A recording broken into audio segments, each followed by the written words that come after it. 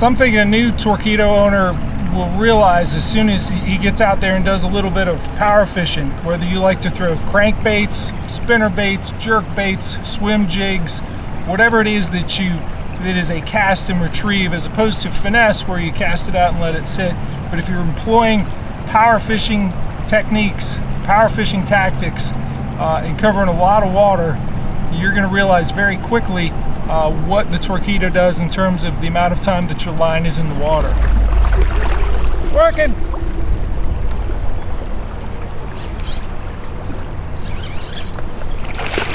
I've been working this shoreline, just constantly casting.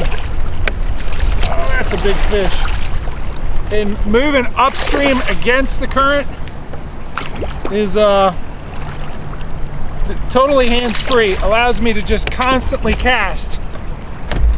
It's no longer a matter of paddle, paddle, paddle, cast. It's just constantly casting. Here I'm about to drift into this rock.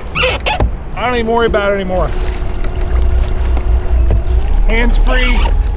No longer worry about slamming into what's downstream of me, what the river's pushing me into.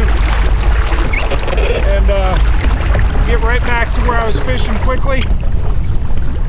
But yeah, hands-free, cast, cast, cast, cast, cast. Instead of paddle, paddle, paddle, cast, constantly casting. Nice big river smallmouth. Being hands-free is it's really just a matter of mathematics. You know, if you're able to constantly cast, you're gonna catch more fish. I actually quantified it today.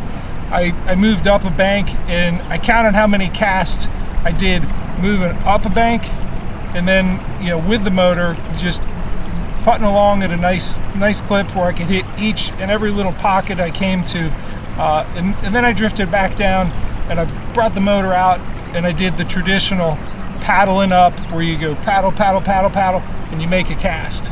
And what I found, what I was able to quantify in this river, it's pretty high today, so it's pretty pushy. It was somewhere in the neighborhood of 16 to 17 casts with the motor to every one that I had just using the paddle. So, you know, it doesn't take long to figure out the math of that and what that does in terms of your catch rate.